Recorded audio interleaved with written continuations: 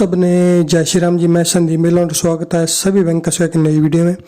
तो हम कर रहे थे जो बैंक के स्टडी का हम जो टॉपिक कर रहे थे उसमें आज हम करने वाले केस नंबर 3। और अगर आप चैनल पे पहली बार आए तो चैनल को सब्सक्राइब जरूर कर लेना, क्योंकि यहाँ पर आपको जो क्लरिकल टू सब जो ऑफिसर या फिर सब स्टाफ टू क्लरिकल के पूरा सिलेबस आपको बिल्कुल फ्री में यहाँ पे कराया जाएगा। और इंग्लिश भी हमने स्टार्ट कर लिया, जिसके का फर्स्ट जो टॉपिक आर्टिकल्स है उसकी वीडियो अपलोड हो चुके हैं। तो अगर आपने वो अभी तक चेकआउट नहीं की उसको जाकर चेकआउट कर सकते हो, और उसके बाद उसका हम मॉक टेस्ट भी लेकर आएंगे।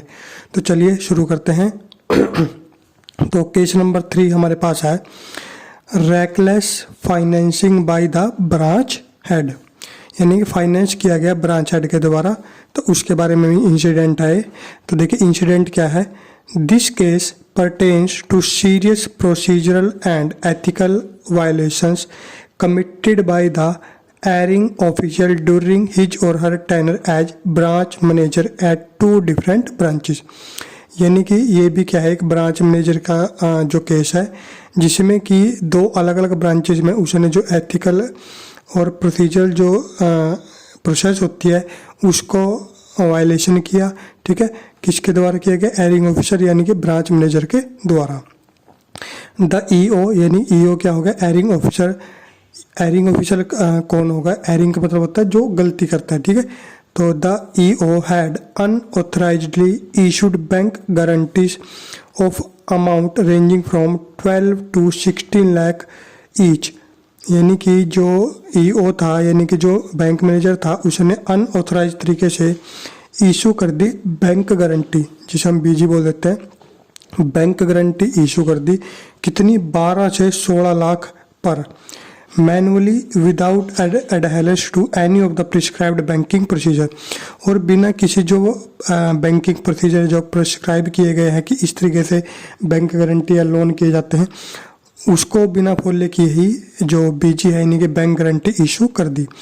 एट द फर्स्ट ब्रांच, जो फर्स्ट ब्रांच थी उसकी, the erring official issued a BG in favour of a third party. एक थर्ड पार्टी ऑर्गेनाइजेशन को बैंक गारंटी प्रोवाइड की गई purportedly for a government contract के लिए। The BG was issued without using the CBS platform. और जो bank guarantee जो issue की गई थी वो बिना सीबीएस यानी फैकल के यूज किए भी नहीं, वो यूज कर ली गई थी, बना दी गई थी अंडर सिंगल सिग्नेचर। अब आपको पता है कि बैंक में कोई भी काम होता है सिंगल सिग्नेचर में नहीं होता। ठीक है, तो अंडर सिंगल सिग्नेचर क्या है? यानी कि उसने अपनी बैंक मैनेजर की जो पावर को यूज करके अपने ही अकेला सिग्नेचर करके ही वो सारा काम कर दिया। एंड विदाउट द नॉलेज और concurrence of any other branch official. और किसी भी ब्रांच ऑफिशियल था वो उसको उसमें इंक्लूड नहीं किया गया। ठीक है, उसके बारे में बैंक गारंटी के बारे में उनको नहीं बताया गया। There was no margin money. और उसमें जो मार्जिन, अब आप जो बैंक है वो कोई भी काम करेगा कमीशन पे करता है, वहीं से उसकी जो इनकम जनरेट होती है, लेकिन उसमें कोई भी मार्जिन मनी नहीं रखा गया। No margin money collected, no recovery commission, ना कोई रिकवरी पे commission. And no documentation obtained, ना कोई डॉक्यूमेंटेशन ऑब्टेन किए गए, यानी कि जो बैंक गारंटी दी गई उसके लिए प्रॉपर डॉक्यूमेंटेशन नहीं की गई। The BG was not accounted for in the books of the bank.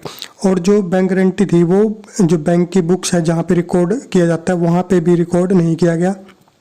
And it was later stated by the official that it was hand written due to system error and issue in good faith on verbal confirmation from the customer. और जब इसके बारे में पता चला तो जो official था उसने क्या बताया कि जो बैंक गारंटी है वो हैंड रिटन की गई है, वो सीबीएस के थ्रू नहीं की गई, हैंड रिटन मेरे द्वारा की गई है। क्यों? क्योंकि सिस्टम में एरर था, यानी कि सीबीएस में एरर था, सिस्टम में एरर था, इसलिए हैंड रिटन की गई है। और गुड फेथ में और वर्बल कन्फर्मेशन फ्रॉम कस्टमर से की गई है। तो ऐसा उसने बोला। उसके बाद despite this justification no valid documentation was produced to support the transaction। लेकिन जस्टिफिकेशन तो दे दी उसने। अब जब उसे पता चला कि हाँ भाई मैं फंसता नजर आ रहा हूँ तो ये जस्टिफिकेशन दी गई लेकिन फिर भी कोई वैलिड डॉक्यूमेंटेशन जो था या वैलिड प्रोसीजर था वो वहाँ पे उसके द्वारा प्रोवाइड नहीं कराया गया।